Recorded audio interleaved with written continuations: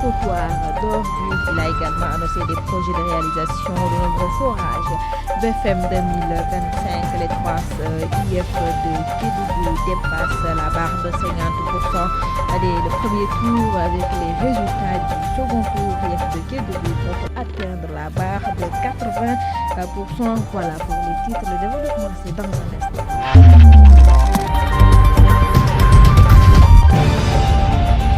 À la présentation, Maman Sigedjouf, à la technique, Serine Falloudia, des solutions à moyen et long terme pour venir à bout des inondations à Tambacounda. C'est l'annonce du ministre de l'Hydraulique et de l'Assainissement, Cheikh Tidiane, qui a invité les populations de Tambacounda à ne pas utiliser les cours d'eau et autres canaux d'évacuation pour dépotoir d'ordures. Il entend faire du Mamakunda ou Valais une opportunité et non un problème grâce aux aménagements. Le compte rendu est signé Tidassane. Après sa visite le long du Mamakunda, le ministre de l'Hydraulique et de l'Assainissement note pour le déplorer Cheikh Tidiane Dièye. Partout où je suis passé, l'une des raisons les plus évidentes ayant causé ces débordements du Mamakunda, c'est justement les obstructions. Les obstructions par les déchets qui ont été charriés, mais également par les déchets domestiques de la ville qui ont été déversés sur le cours principal, mais également les affluents ou défluents du Mamakunda. Le ministre a salué le travail remarquable fait par les autorités locales et services techniques pour soulager les populations. À ces dernières, il les invite à plus de civisme. Cependant, des solutions avec des ouvrages adaptés sont prévues. Le plan de sauvegarde communal qui existe déjà. Et j'ai demandé à M. le gouverneur et à toutes les équipes de maintenir ce plan en place jusqu'à la fin de l'hivernal. Ce qui veut dire qu'il y aura un travail d'alerte et de présence permanente sur le terrain. Pour Cheikh Tidiane Dièye, le Mamakunda ou Valais Morte qui traverse la commune de Tamba doit être une opportunité pour les populations. Nous ne voulons plus qu'une opportunité comme ça reste inexploitée. Mamakunda doit devenir un cours d'eau comme on en a dans d'autres grandes villes du monde, une rivière urbaine avec des reboisements tout autour, bien aménagée avec des endiguements qui soient propres. On peut rendre l'eau claire et propre et puis aménager des berges avec des jardins. Auparavant, le ministre de l'Hydraulique et de l'Assainissement s'est rendu au chevet de quelques familles sinistrées des inondations. Cheikh Tidiane Dièye annonce que sa collecte des solidarités sera bientôt à Tamba.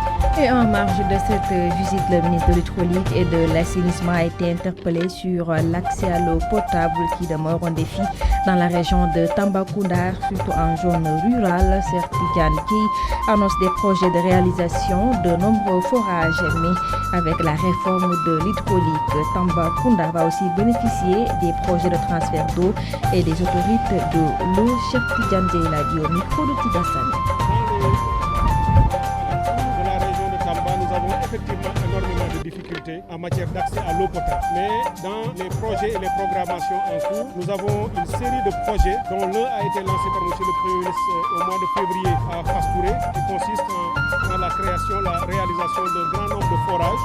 Les localités autour de Tamba auront aussi leur part dans ces forages. Mais ce que nous sommes en train de mettre en œuvre, c'est de revoir justement la gestion des forages existants. Et l'Office des forages a un plan de réhabilitation, de restauration et de réfection ou réparation de forages en panne, mais également voir, le travail de gestion par le fermier qui est ici, parce que les forages, les ouvrages sont confiés pour l'essentiel à un fermier qui est SOGES. On ne veut pas qu'on me parle d'ouvrages en panne et qu'on reste 24 ou 48 heures avant d'y amener une équipe. Donc on est en train de mettre en place tout ce plan, mais tout ça, ça va déboucher sur une grande réforme qui est lancée parce qu'on a adopté la lettre de politique sectorielle de l'hydraulique et de l'assainissement. La mise en œuvre a démarré et dans les années à venir, avec les projets de grands transferts d'eau, avec les autoroutes de l'eau, il y aura aussi des branches dans cette région de Tamba. On ne parlera même plus des forages qui tombent en panne, mais on aura des grandes quantités d'eau qui vont venir avec une gestion renouvelée qui vont régler l'essentiel de notre problème. Donc c'est juste une question de petit temps devant nous pour pouvoir structurer les projets et les mettre en œuvre, mais vous pouvez être assuré et rassuré qu'Inch'Allah, on fera le nécessaire pour réaliser ce projet. Nous restons toujours à Tambacounda pour parler du programme de formation école-entreprise en dispositif qui vise à rapprocher la formation professionnelle et le monde du travail. Son objectif est de favoriser l'insertion professionnelle à travers un modèle de formation durable combinant théorie et pratique. Pour la prochaine rentrée scolaire, 3 matières ont été ciblées, à savoir la pâtisserie, la mécanique auto, mais aussi l'horticulture. Cette fois-ci, nous retrouvons Anne-Marie Bassi. Niassène. Pour promouvoir la qualification et l'insertion des jeunes, notamment à travers des partenariats avec les entreprises locales, le programme École Entreprise a identifié 3 métiers pour la rentrée des classes F2E 2025-2026. Moussa Fatcham, chef d'antenne du programme École Entreprise à Tambacounda. Après les travaux, on a choisi 3 métiers à dérouler ici à Tambacounda, à savoir commis pâtissier, diagnostiqueur automobile et producteur automobile. Vous savez que le ministère de la formation professionnelle et technique a pour objectif de former d'ici 2029 700 000 jeunes. Et parmi les leviers sur lesquels compte s'appuyer le ministère de tutelle pour atteindre ces objectifs, on peut citer le programme de formation École Entreprise. Le modèle de formation duel est une alternance entre la théorie et la pratique pour l'apprenant. Moussa Fatcham. Dans le modèle de formation École Entreprise, l'entreprise est au cœur de la formation de l'apprenant. L'apprenant passe plus de temps à l'entreprise, ce qui fait que une fois terminé sa formation, l'apprenant sera opérationnel, donc il pourra s'insérer plus facilement. Djibaba, chef d'entreprise et maître tailleur, invite les jeunes à apprendre des métiers. École Entreprise Vignon, collaborer. Ce programme École Entreprise est venu collaborer avec nous, ce que j'apprécie bien. J'invite alors les jeunes à venir apprendre des métiers pour leur avenir. Ce programme École Entreprise offre aux jeunes une opportunité de se former et de s'insérer dans le monde professionnel. Passé exactement de 7 minutes à l'IF de Kédougou, les résultats du BFM, le premier tour enregistré dans les 3 inspections de l'éducation et de la formation dépasse la barre des 50%. Cependant, l'IF de Kédougou compte sur les résultats des 9 autres centres pour atteindre la barre des 80% au second tour. Les épreuves du second tour démarrent ce mercredi, n'est-ce pas, Aline Badara? Le taux cumulé des 3 centres d'examen est à 58%. Ibrahima, son inspecteur de l'éducation et la formation. Pour l'ensemble du département, nous avons 58,67% de réussite au premier tour. C'est une tendance positive. Nous avons dépassé la barre des 50%. On a le centre de Dakateli qui a eu à faire 20,63% de réussite. Le centre de Barak, 71,79% de réussite. Et enfin, le centre de Salamata qui est à 68,18%. À Kédougou, malgré un taux jugé très faible dans le plus grand centre d'examen de la circonscription scolaire, le taux dépasse les 60%. Mamadou Bambambaye compte sur le second tour pour améliorer ses résultats. Au premier tour, nous tournons vers un taux de 61%. Sur les 10 jurys que nous avons, globalement, c'est des résultats satisfaisants. Peut-être le seul problème, c'est au niveau d'un jury où nous avons eu un taux très faible, moins de 20%, qui a baissé les résultats, mais nous étions très bien partis pour faire un excellent tour. Il s'agit du jury 1 de Massy-les-Bains, où les résultats ont été un peu faibles quand même. Je sais que si, par exemple, les élèves se débrouillent très bien au second tour, je pense qu'on va avoir de très bons taux qui vont certainement dépasser 80%. À Saraya, la dizaine de centres d'examen a enregistré 56% de réussite. Sur les 307 candidats qui ont composé un taux qui pourrait s'améliorer considérablement si les 137 candidats, si les 137 admis au second tour réussissent. Les épreuves du second tour sont prévues à partir de ce mercredi.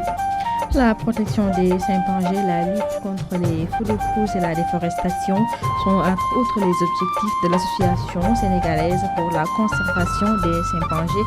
Après la journée dédiée à cette espèce en voie de disparition, l'association continue les activités à travers des reboisements. Écoutons à ce propos Moussa Ndour, il est le président de la dite association. Rappelez juste que la journée mondiale des chimpanzés qui se célèbre le 14 juillet est une date retenue en hommage à Mme Jeanne Goudal, célèbre biologiste anglaise, qui a débuté ses travaux de recherche en Tanzanie. Et juste pour commémorer cette date, le 14 juillet a été pris comme une date mondiale.